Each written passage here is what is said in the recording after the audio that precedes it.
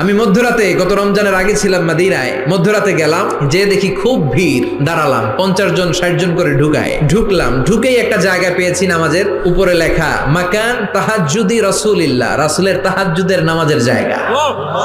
মানে এখানে রাতে তাহাজ্জুদ পড়তেন, প্রাণটা ভরে 2 রাকাত নামাজ পড়লাম। তারপরে আবার প্রথম কাতারে মানুষের সাথে ধাক্কাধাক্কি করে হাঁটতে শুরু করলাম।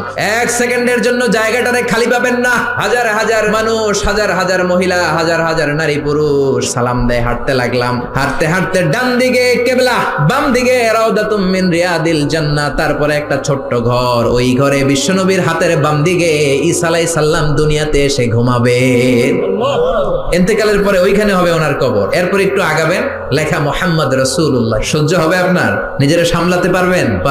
যে নবীর কথা আজীবন শুনলাম, যে নবীর জন্য বুকের তাজা রক্ত বিলিয়ে দিতে আমরা রাজি আছি না নাই? ওই বিশ্বনবী নাকি এইখানে ঘুমিয়ে আছে। এই চিন্তাটা যদি কারো মাথায় ঢুকে, নিজেকে সামলানো সম্ভব? নিজেকে ধরে রাখা সম্ভব না। হাঁটতে শুরু করলাম, বুক ফেটে চিৎকার আসে, চিৎকার মেরে নবীর ডাক দিতে মন চায়, কিন্তু বিশ্বনবীর কবরের উপরে লেখা লা তারফাউ আসওয়াতাকুম ফাওকা সাউতিন নবী, খবরদার, এটা নবীর দরবার, নবীর দরবারে বড় গলায় কথা বলা যাবে, বললে আমলগুলো বাতিল করে দিবে কে?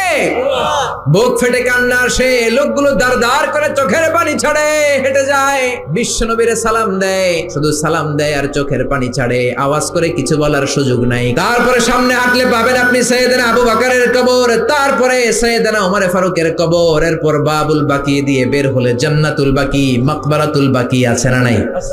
বিশ্বনবী মিটিং এ বসলেন, বনু তামিম গোত্রের লিডার কে হবে?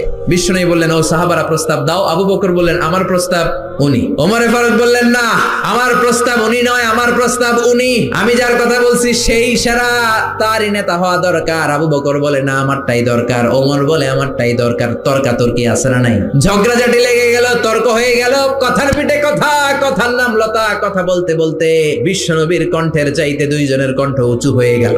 বিশ্বনবীর গলার আওয়াজের চাইতে 2 সাহাবীর গলার আওয়াজ যখন উঁচু হয়ে গেল, আল্লাহ সহ্য করলেন না, ধমক দিয়ে আয়াত নাজিল করলেন, লা তারফাউ আসওয়াতাকুম ফাওকা সাউতিন নবী, খবরদার, আমার নবীর দরবারে বড় গলায় কথা বলা যাবে।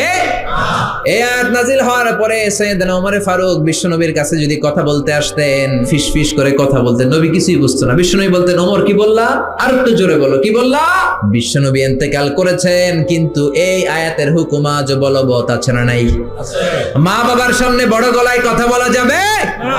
ইমাম সাহেব, খতিব সাহেব, ইসলামী আন্দোলনের বড় আমির, তাদের সামনে বড় গলায় কথা বলা যাবে?